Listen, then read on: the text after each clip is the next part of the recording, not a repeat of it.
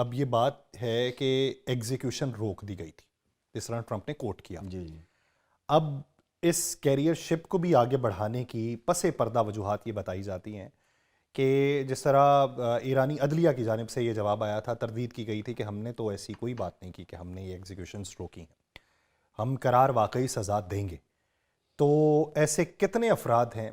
پہلے یہ کہا جا رہا تھا کہ انہیں رکھا جائے گا اور سفارتی محاذ کے اوپر پریشر ٹیکٹک کے طور پہ استعمال کیا جائے گا کہ آپ کے مہرے ہمارے پاس ہیں, ہم ان کی گردنیں اڑا دیں گے اگر آپ نے ہمارے خلاف کوئی قدم اٹھانے کی کوشش کی. اب اگر ایران یہ فیصلہ کر لیتا ہے کہ ان لوگوں کی گردنیں اڑا دی جائیں یا قرار واقعی سزا دے دی جائے, تو پھر امریکہ کو آگے بڑھنے کا کیا ایک اور جواز ملے گا؟ بالکل ملے گا یاسر بھی. اور دوسری بات یہ کہ دیکھیں امریکہ جو پیچھے ہٹا ہے تو وہ بنیادی طور پہ اس لیے پیچھے نہیں ہٹا کہ وہ ایران سے پیچھے ہٹ گیا ہے. اپنے ایسٹس تو اس کے ہیں نا جو ایسے پکڑے گئے ہیں. اور اس نے اصل میں نقطہ یہ ہے کہ یہ جو امریکہ کے اتحادی تھے وہ بنیادی طور پہ تیار نہیں تھے اس ساری کارروائی کے لیے. ٹھیک ہے, ٹھیک ہے, یا ہم خیال جو لوگ تھے یا سافٹ کارنر جو رکھتے تھے وہ تیار نہیں تھے, تو انہوں نے امریکہ کو منع کیا, صدر ڈونلڈ ٹرمپ منع کیا کہ جی ابھی اس کارروائی میں نہ پڑیں, پہلے ہم جو ہے وہ تیاری کر لیں. تو میں یہ سمجھتا ہوں کہ بنیادی طور پہ ویسے ہی امریکہ نے یہ وقت حاصل کیا ہے. اچھا, امریکہ جنگ سے باز نہیں آیا, اس نے یہ وقت حاصل کیا. اب دیکھیں آپ کو یاد ہوگا کہ اس کا ٹرمپ کا ایک بیان تھا کہ مظاہرین جو ہیں وہ بس انتظار کریں مدد راستے میں. ٹھیک ہے, اب یہ جو بحری بیڑا بھیجا گیا ہے اس کی بھی بنیادی وجہ یہ ہے, اس کے اوپر بھی جو ٹرمپ کا بیان آیا ہے تو ٹرمپ نے آپ یہ دیکھیں کہ کیا کہا. اس نے کہا کہ جی یہ حملے کا اشارہ نہیں ہے بحری بیڑا بھیجنا, یہ دفاعی طور پہ دفاعی اقدامات کے طور پہ یہ بھیجا گیا. اب آپ یہ بتائیں. وہی ہے سر, گرین لینڈ میں بھی بوٹس آن گراؤنڈز ہو چکے ہیں. بالکل. تو جب بوٹس آن گراؤنڈ کر لیے گئے ہیں تو وہ بھی یہی ہے کہ ہمیں یہاں کا دفاع جو ہے وہ مقصود ہے. اب آپ یہ دیکھیں کہ یہی پالیسی جو ہے وہ ایران کے ساتھ رکھی جا رہی ہے. اچھا, اب انہیں پہلے پتا تھا کہ اگر ہم ایئر اسٹرائکس کرتے ہیں, اگر ہم جو ہے وہ وہاں پہ ایرانی سرزمین پہ اتر کے جنگ لڑتے ہیں, دونوں صورتوں میں ہمیں کوئی نہ کوئی ایک تو رد عمل بہت شدید ہوگا ایران کا. ایرانی قیادت کو اگر ختم کرنے کی کوشش کی جاتی ہے تو یہ تو بالکل واضح ہے کہ ایرانی رد عمل اس دفعہ دنیا کو حیران کر دینے والا ہوگا. دوسری بات یہ کہ یہ پیچھے بھی اسی وجہ سے ہٹے تھے کہ انہیں اندازہ تھا کہ ایران کا جو رد عمل ہے وہ ان کی توقع سے بہت زیادہ سخت ہوگا. اب یہ جو ہے یہ بنیادی طور پہ یہ اقدام اٹھایا گیا ہے کہ یہ بحری بیڑا وہاں پہ لے کے آئیں گے تاکہ ایران کے قریب بھی نہ جائیں اور ایران پہ اسٹرائکس بھی کر سکیں. یہ وینزویلا والی بھی تمام تر جو منصوبہ بندی تھی وہ ایسے ہی تھی, اسی طرح تھی. وینزویلا کے قریب اپنے اسٹرائک کریئر بھیجے گئے اور یہ کہا گیا کہ نہیں ہم اپنے بیک یارڈ کو محفوظ کرنا چاہ رہے ہیں, تو وینزویلا کو بھی اندھیرے کے اندر رکھا گیا. لیکن طارق بھائی, وینزویلا والے معاملے پہ اور ایران کے معاملے پہ دو مختلف منظرنامے ہیں.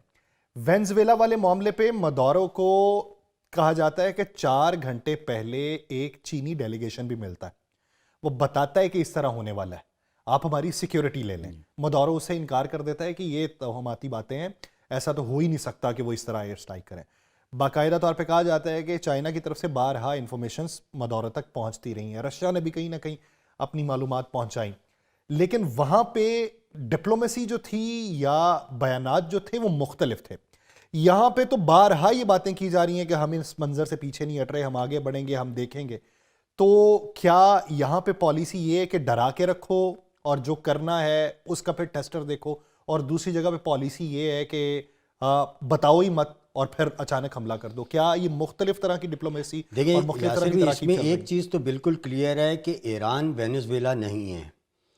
ایران کی جو فورسز ہیں ان میں ہمیں ایک چیز جو ہے وہ بالکل واضح طور پہ یہ سمجھ لینی چاہیے کہ جو کچھ وینزویلا میں ہوا وہ بنیادی طور پہ پیڈ سولجرز تھے.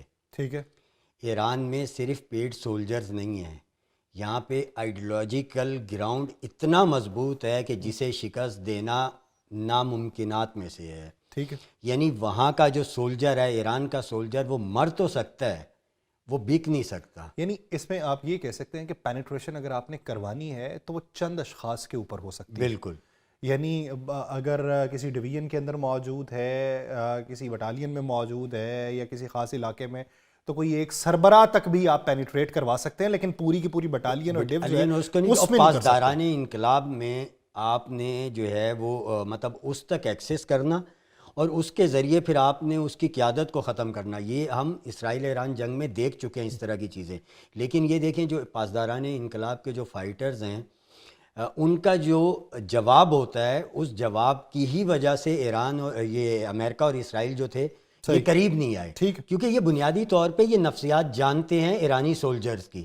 انہیں پتہ ہے کہ یہ وینزویلا کی طرح اپنا صدر خود پکڑ کے ہمارے حوالے نہیں کر دیں گے، یہ گلے پڑیں گے اور یہ جو ریئیکشن دیں گے وہ کم از کم اور سنبھالنا دوسرا پھر آسان یہ نہیں کہ ہوگا۔ اگر صدر لے بھی گئے تو وینزویلا کی پارلیمان کی طرح صرف مذمتی قرارداد، مذمتی قرارداد نہیں آئی، وہ کہیں نہ کہیں اپنی پراکسی بھی ایکٹیو کریں گے، پراکسی- جو پراکسی باقاعدہ بالکل۔ طور پہ امریکہ جو کہتا ہے کہ اس کی پراکسیز ہیں، تو وہ تو پھر امریکہ کو اتنا بھی ادراک ہونا چاہیے کہ اگر ادھر حملہ کرے گا تو پراکسیز کس طریقے سے ایکٹیو کس سے آپ یہ دیکھیں کہ ایران نے یہ جو ابھی کشیدگی چلی ہے، یہ جو 22 دن یہ چلا ہے معاملہ، آپ اس میں دیکھیں کہ یاسر بھی ایرانی پراکسیز جو تھیں وہ خاموشی سے بیٹھی رہی ہیں۔ ایسا ہی ہے۔ آپ نے کہیں دیکھا کہ وہ ایکٹیو ہوئی ہوں؟ آپ یمن دیکھ لیں، آپ لبنان دیکھ لیں، آپ عراق دیکھ لیں، بالکل خاموش رہی ہیں۔ اس کا مطلب کیا تھا کہ انہیں ایکٹیو ہونے کا اشارہ ہی نہیں دیا گیا۔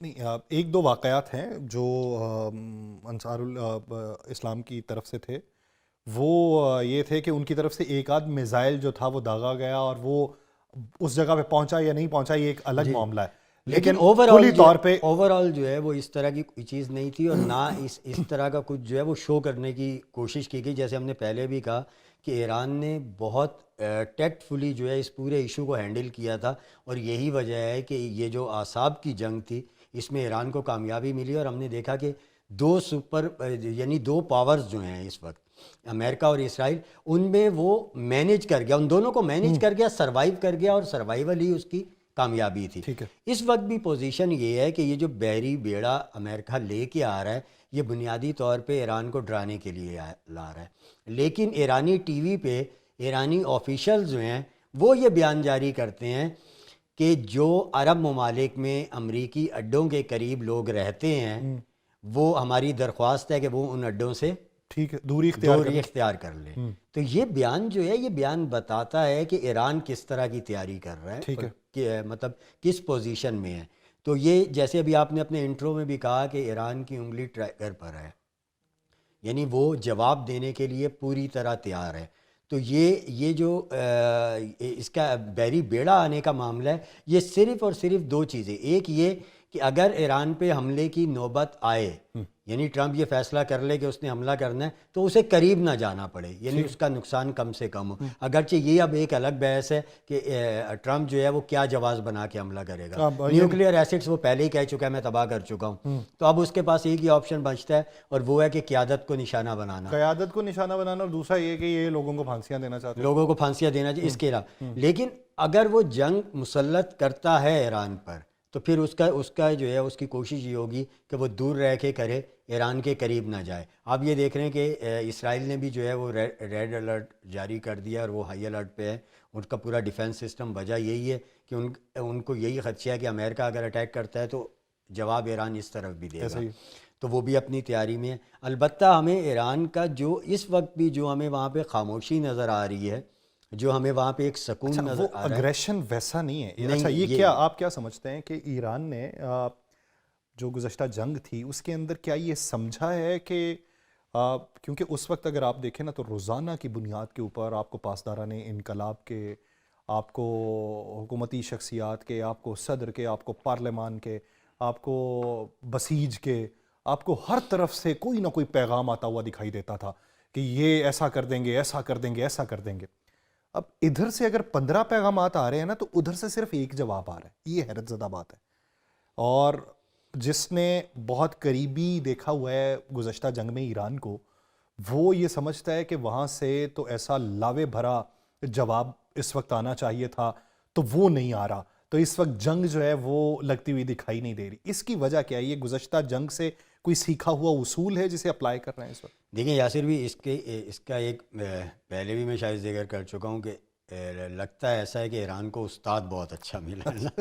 تو معاملہ یہ ہے کہ ہم کسی بھی پلیٹ فارم پہ دیکھ لیں، ایران نے نہایت خوبصورتی سے اپنی چالیں چلی ہیں. دیکھیں اس نے مین اسٹریم میڈیا ہینڈل کیا بہت طریقے سے کیا. ابھی آپ بھی مطلب یہی ذکر کر رہے تھے کہ ایران نے کسی کو فیس نہیں بنایا کہ بھئی امریکہ جو بیان دے گا ہمارا یہ چہرہ سامنے آئے گا اور جواب دے گا یہ، ٹھیک ہے، جیسا اس نے پچھلی جنگ میں کیا تھا.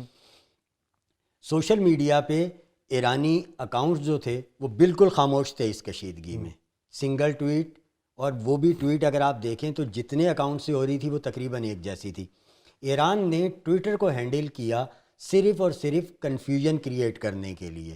جو بیانیہ مغرب کی طرف سے دیا جا رہا تھا اس کے جو لوپ ہولز تھے انہیں تلاش کر کے ان کے اوپر ناکنگ کرتے تھے. یہ ضرور ہوا کہ جیسے جو دیگر چینلز تھے، ٹیلی گرام ہو گیا، انسٹاگرام ہو گیا، دیگر، وہاں پہ ان کے پاس جو ہے وہ بلک میں اکاؤنٹس موجود تھے. اب وہ دیکھیں وہ اسی عرصے کے دوران بنائے گئے تھے، لیکن جو انہوں نے ریچ حاصل کی اور اس کے بعد جس طرح انہوں نے انفارمیشنز جو ہے وہ ایک فلڈ کی صورت انہوں نے جاری کی. یہ 5th جنریشن وارفیئر کا آپ عملی نمونہ ہم اس میں دیکھتے ہیں.